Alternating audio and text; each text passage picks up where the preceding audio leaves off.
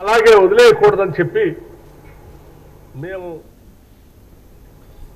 అధికారంలోకి వచ్చిన మరుక్షణమే దీని మీద దృష్టి పెట్టాం. నోటిఫికేషన్ కేవలం మీరు 5,000 మందికి ఇచ్చారు, క్యాన్సిల్ చేసి ఎగ్జామ్స్ నిర్వహించలేదు కాబట్టి ఇంకొక 6,000 టీచర్ల పోస్టులు కూడా కలిపి, అంటే 11,000 టీచర్ల పోస్టులకి 500 అంటే ఇంకొక 6,000 పైబడి కలిపి 11,000 టీచర్లకు సంబంధించి నోటిఫికేషన్ ఇవ్వటం జరిగింది. ఈ నోటిఫికేషన్ ద్వారా ఇప్పటికే దాదాపు, అంటే మీ అందరికి తెలియదు కాదు, ఈ నోటిఫికేషన్ ఇంత త్వరితగతిన మేము ఇంత సీరియస్గా ఎందుకు చేయాలనుకుంటున్నాం అనే విషయం కూడా మీకు తెలియదు. దాదాపు ఈ మధ్య మేము అధికారంలోకి వచ్చిన తర్వాత విద్యా వ్యవస్థపై బాగా దృష్టి సారించి లోపలికి అధ్యయనం చేస్తే దాదాపు 16,000 టీచర్ల దాకా పోస్టులు ఖాళీగా ఉన్నాయని తెలుస్తాం.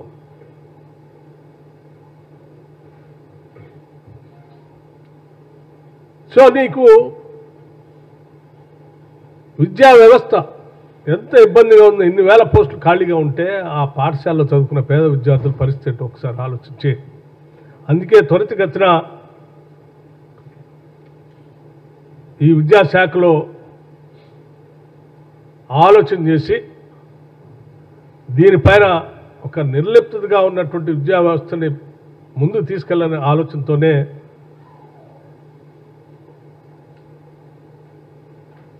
$19,717 టీచర్స్ని ప్రమోషన్స్ ఇవ్వటం జరిగింది. ఉన్నవాళ్ళు 19,717 మంది టీచర్స్కి ప్రమోషన్ ఇవ్వటం కూడా జరిగింది. ఎటువంటి ఇబ్బంది లేకుండా, డిస్టర్బెన్స్ లేకుండా 34,000 మంది టీచర్స్ని ట్రాన్స్ఫర్ చేయటం కూడా జరిగింది. ఈ ప్రక్షాళన ఇవన్నీ చేసుకునే క్రమంలోనే వాస్తవ విషయాలన్నింటిని కూడా గమనం తీసుకొని ఈ డిఎస్సిని త్వరితగతిన చేయాలి అని చెప్పి నోటిఫికేషన్ ఇవ్వటం, ఆ నోటిఫికేషన్ ద్వారా ఎగ్జామ్స్ కండక్ట్ చేసి ముందుకు పోవాలనేటువంటి ఆలోచనతో మేమంతా ముందుకు పోతా ఉన్నాం. ఈ పరిస్థితుల్లో దాదాపు ఇప్పటికే మీ అందరికి తెలియని కాదు,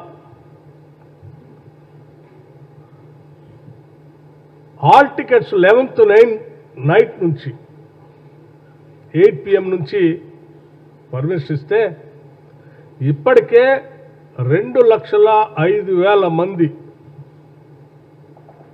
2,05,000 మంది హాల్ టికెట్స్ డౌన్లోడ్ చేసుకున్నారు. అట్లాగే ఎవరికైనా ఇబ్బంది ఉంటే గత ప్రభుత్వాల్లా కాకుండా 24/7 వాళ్ళకి పనికొచ్చేటట్టుగా ఒక గ్రీవెన్స్ సెల్ కూడా ఏర్పాటు చేశాం. సో ఇప్పటికే ఇన్ని లక్షల మంది డౌన్లోడ్ చేసుకొని ఉద్యోగాలు పోవాలని రెడీగా ఉన్నటువంటి టైంలో అప్లై చేసుకున్నటువంటి వాళ్ళు దాదాపు చూస్తే 2,79,000 మంది డిఎస్సి అప్లై చేసుకున్నారు.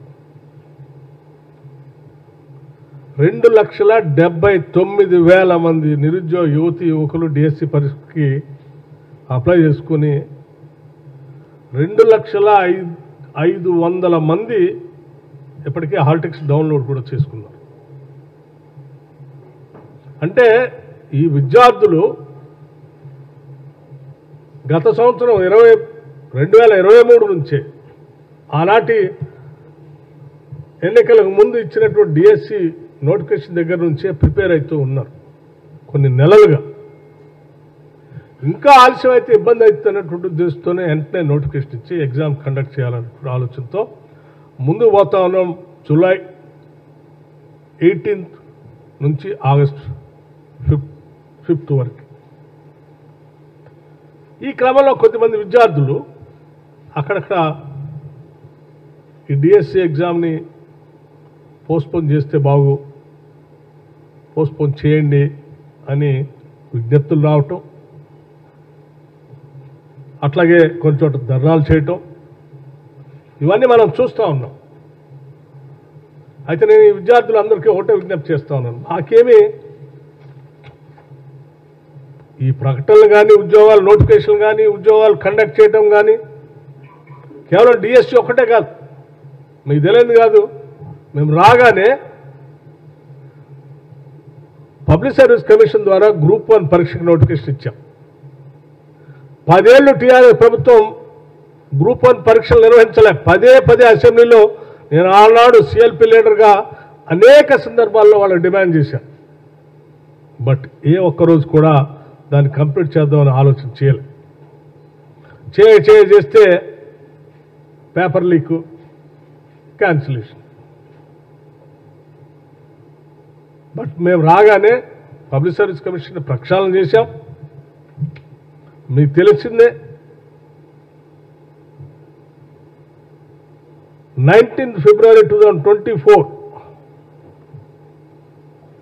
గ్రూప్ 1కి నోటిఫికేషన్ ఇష్యూ చేశాం. దాదాపు 563 పోస్టులకి గ్రూప్ 1 నోటిఫికేషన్ ఇష్యూ చేశాం. 4,03,645 క్యాండిడేట్లు అప్లై చేసుకున్నారు. 3,02,172 మంది అభ్యర్థులు గ్రూప్ 1 పరీక్షకి 9/6/2024 నాడు అపియర్ కూడా అయ్యారు. రిజల్ట్స్ కూడా ప్రకటించాం. 7/7/2024 31,382 మంది అభ్యర్థులు ప్రొవిజనల్గా మెయిన్స్ గ్రూప్ 1 మెయిన్స్కి ఎలిజిబిలిటీ అయ్యేటట్టుగా ఎగ్జామ్స్ కూడా కండక్ట్ చేసి ప్రకటన కూడా చేశాం. దీనికి సంబంధించి మెయిన్స్ అంటే దాదాపు 7 పేపర్లు ఉన్నాయి. దానికి సంబంధించిన డేట్స్ కూడా మేము అనౌన్స్ చేశాం. 21/10/2024 నుంచి 27/10/2024 వరకు 7 పేపర్లతో కూడినటువంటి గ్రూప్ 1 మెయిన్స్ పరీక్ష కండక్ట్ చేయడానికి కూడా డేట్స్ ఇచ్చేసాం. అట్లాగే మీ అందరికి తెలిసిందే గ్రూప్ 2. సరే గ్రూప్ 1 ఎట్లా వాళ్ళు చేయలేకపోయారు, గ్రూప్ 2 చేశారు. నోటిఫికేషన్ చేసేవాళ్ళు పరీక్షలు కండక్ట్ చేశారంటే లేదు, 3 సార్లు పోస్ట్పోన్ చేశారు.